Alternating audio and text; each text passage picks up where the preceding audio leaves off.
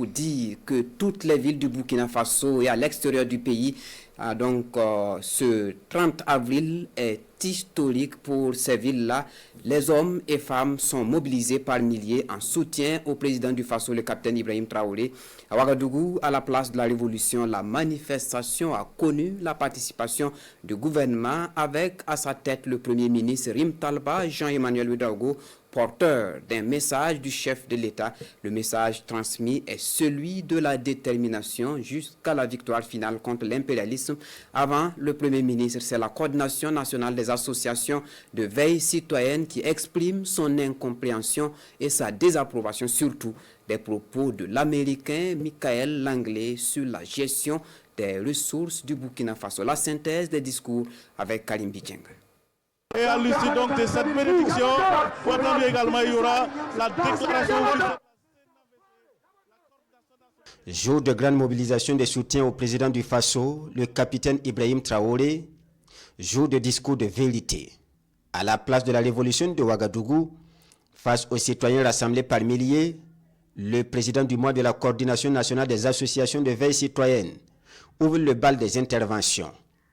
Il campe le décor par une caractérisation de l'impérialisme. De façon séculaire et sans relâche, les générations successives d'impérialistes se sont comportées en prédateurs accumulatifs contre les peuples pacifiques du monde, en particulier le peuple africain.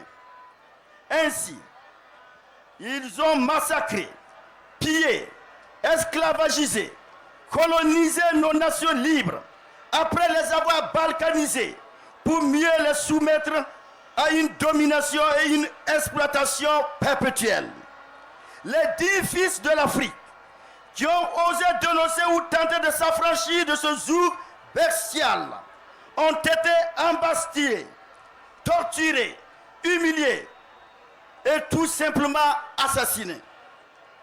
Sont de ceux-là Martin Luther King, Patrice Lumumba, Kwame Nkrumah, Modibo Keïta, Sékou Touré, Nelson Mandela, Thomas Sankara, Muammar Kadhafi et j'en passe. Honoré Samandoulou ne se limite pas là.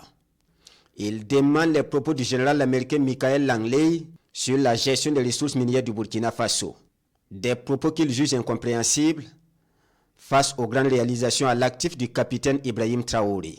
Comment comprendre qu'au moment où le président Ibrahim Traoré est en train de sauver notre pays du naufrage général, en acquérant toutes sortes de matériel de combat, chars, blindés, canons, missiles, avions et drones de dernière génération, en libérant village après village, en mécanisant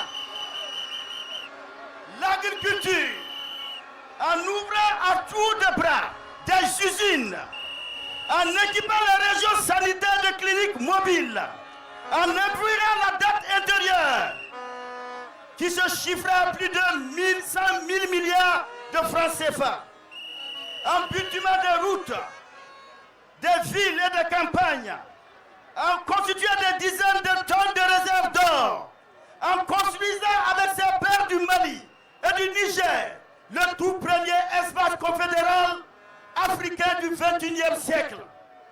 J'en oublie qu'en ce moment même, un général afro-américain du nom de Michael Elliott Langley accuse sans vergogne notre grand leader d'employer les ressources minières burkinabées pour sa sécurité au détriment du peuple. À sa suite, le discours le plus attendu, celui du président du Faso, porté par le Premier ministre.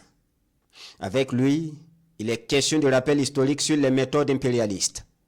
Et il remonte le temps jusqu'à l'époque de l'esclavage. Quand nos grands-parents, nos arrière-grands-parents étaient enchaînés dans les cales des bateaux pour être déportés et servis de bêtes de somme, la méthode de l'impérialiste était connue. Quand l'impérialiste était fatigué de tenir lui-même la cravache, qu'est-ce qu'il faisait? Il choisissait parmi les esclaves quelques-uns indignes qui étaient prêts à trahir leurs frères et sœurs. Et une fois qu'il les avait choisis, il leur donnait accès à son salon.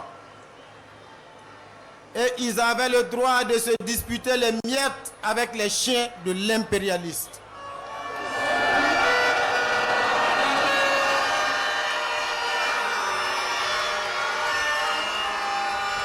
Et cela suffisait pour faire d'eux des esclaves de salon. Et désormais l'impérialiste remettait le fouet entre leurs mains. Et ce sont ces esclaves de salon qui étaient chargés désormais de fouetter leurs propres frères et sœurs. Et ils étaient encore plus méchants et plus violents que l'impérialiste lui-même. Lim Talba Jean-Emmanuel Ouédraogo attire ensuite l'attention des peuples épris de liberté et de souveraineté. La méthode reste inchangée. Le Premier ministre envoie également un message clair aux impérialistes. 1987 n'est pas 2025. En 2025, nous sommes debout. La jeunesse burkinabé est debout. Le peuple patriote du Burkina Faso est debout. Les combattants de la liberté dans le monde sont debout. Et nous allons faire corps pour défendre notre leader, le capitaine Ibrahim Traoré.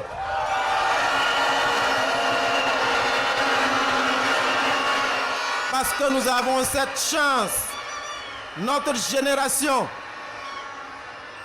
d'avoir un leader jeune, d'avoir un leader courageux, audacieux, visionnaire, qui est prêt à tous les sacrifices pour la liberté de son peuple. Après un rappel du caractère souverain de l'État burkinabé, de la nature irréversible de sa marche entamée pour la souveraineté totale, Lim Talba Jean-Emmanuel Ouédraogo lance, je cite, « Le capitaine Ibrahim Traoré dit de vous dire que sa détermination et sa sérénité restent intactes. » Fin de citation. Camarades, je suis là enfin